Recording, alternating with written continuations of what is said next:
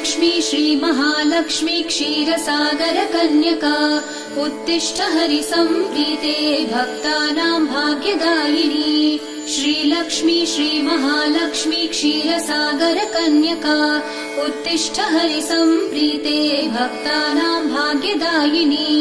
उत्तिष्ठोत्तिष्ठ श्रीलक्ष्मी विष्णुवक्षस्थलालये उत्तिष्ठ करुणापूर्णे लोकानां शुभदायिनी।